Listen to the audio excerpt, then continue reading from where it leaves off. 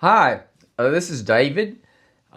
Welcome back to my YouTube channel, which is New Vintage Photography, where we discuss using vintage equipment not only for fun, amateurish, enthusiast, but even professional. And last week we looked at some old equipment that I actually had fixed to be able to use on a DSLR. It was a pre-AI lens, the 105. So if you want to go back and explore some of the photos that were taken with that excellent portrait lens, go back to that last video. I mentioned last week that I was going to move away from our 700 that I've been featuring. That is absolutely one of my favorite cameras ever. And I'm going to use the 750 for a while and show you how that puppy works. And I got so busy using it that I've been remiss on loading up a YouTube channel. But what we did over the last few weeks, first of all, I just took it over and took some pictures of the family, the grandson, and we'll show all those in a minute. And then I got an opportunity to shoot a wedding in New York City. So you know what? I took that 7500 up there and I shot 99% of it on one lens. And I'm going to show it to you right now. It's a pretty heavy lens, but it is so versatile. And I trusted it to do a majority of the wedding. It's a 24 to 120. It's not real fast. It's an f4, but it's a constant f4. And as you're going to see in a lot of these photographs that I'm going to show you, that it performs so well. The 750, I was really happy with its low light performance. I cranked it up to ISO 1250. I defy you to try and figure out which ones I shot at 1250, which were the majority of the photos, and which ones I shot at ISO 500. At the very end, I had to put a little flash on, and we're not going to talk much about the flash today,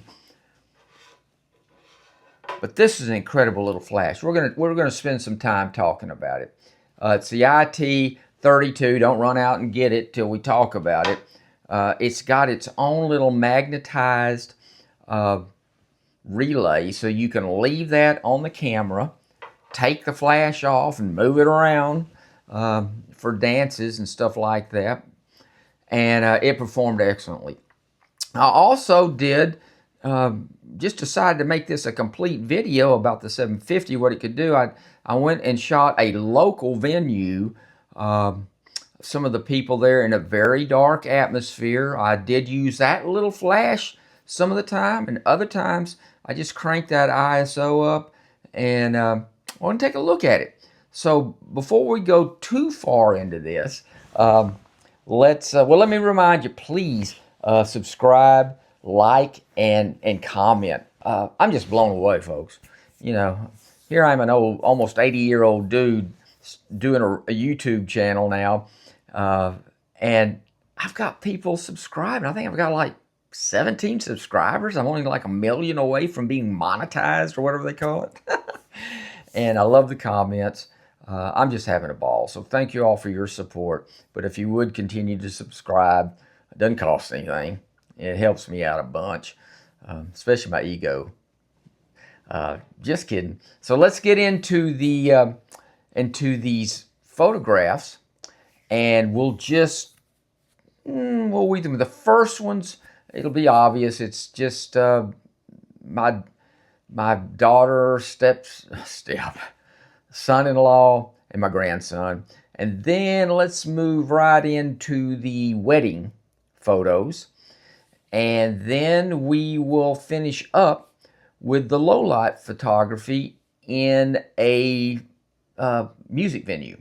Okay, here we go. Okay, here we are. We're looking at Jake here, my son-in-law, playing bingo with my grandson. And there's my daughter. And we're doing this on the 35 1.8. Love the way it looks. Next, we come to the wedding here in New York City. This is on, again, the D750. It just looks beautiful to me. It's at 24 to 120. I've got the ISO probably at 1250 right now, and I'll leave it at that for a very long time until it gets so bright that I have to reduce it. But these are just events that happened during the wedding. This is the signing of the documents after the ceremony. And I try to make sure I catch all these little moments. There's the beautiful bride. This is at the reception after the ceremony, and they're starting to move around. My job is to catch, different people. A lot of times they're assigned who I'm supposed to take a picture of, but again, I'm touting the camera. This is wonderful. I think I went to 500 ISO here because it was really the way the light was hitting them. The camera just renders wonderful black and white. Love it. Would have no problem using this in any portfolio.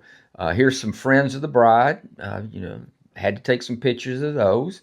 And I think the camera turned out really well. I was trying to get kind of a light and airy look. Here's a couple of people that came from a real long distance to attend the ceremony. Again, close friends. Here's more of a portrait shot. I wanted to put that in.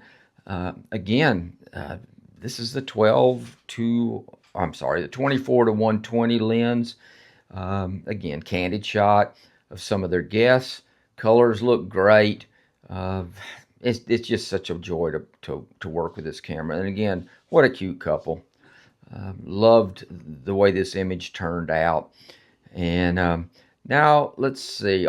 There's that flash. Had to do it. It was so dark on the dance floor. And then I took one at the very end where the party was basically over, but they all went to a bar. And this was a fun shot of the bride and some of her very close friends. So now let's get on over to the venue. That's me and Danny, the guy that plays with me. We actually performed at this particular show, and I had someone take a picture of us with the 750. And there's Danny with the sound person. Did a really good job that night, as always. And then here's one of the performers. I thought this photo looked really edgy, so I converted it to black and white. And I'm getting really happy with using this digital camera for a film-like looks. Again, here's that performer. I think I did use a little tiny flash on this one. On this one, I actually did not. He was looking right up into the to the light, so I just used the ambient lighting in the room. All right, we're back. I hope you enjoyed those. Any comments, please send them my way. I know a lot of people out there have a lot of experience in some of the situations that I was shooting that 750 in. I'm going to give you a little bit of the specs of the 750. It is different than the 700. This little guy has 24.3 megapixels, whereas the 700 has half of that. But this still performs very well in low light. Like I said, I cranked the ISO up. I got no noise in it that bothered me or the clients. It'll shoot 6.5 frames per second. That's more than I ever need for anything. Now, I don't shoot like track meets or stuff like that, but this cuts the bill. But probably the most exciting thing for me on this is all those other old DSLRs. They had a fixed screen back here. This one, watch this. It tilts out. You can tilt it down if I want to get photographs from up above, over people. If I want to get really low to the ground, I can crank it down. It's marvelous. I don't think any cameras were doing this back when Nikon introduced this. So that's a great great feature. You can get the ISO down to 100. The 700 was down to 200. It'll go up to 12,800. I didn't test it at that, but who knows? It might do it. The other thing is, I was using a CF Express card on the 700, which is fine. But this little puppy has 2 slots. So I've got a big old card in one, holds a lot of gigabytes, and then I back it up with another card, which isn't quite as big as the one that I'm shooting on. It's got 51 points of autofocus. Man, I swore I was not going to do this in a video, but it is. It's the focus is great and it's fast. I button focus, so you know, for me, I'm still old-fashioned. I'll get my focus and then I'll change the composition a little bit. A lot of people don't do that anymore, but and it's much lighter than the 700. But for the wedding, I didn't help myself out on lightness.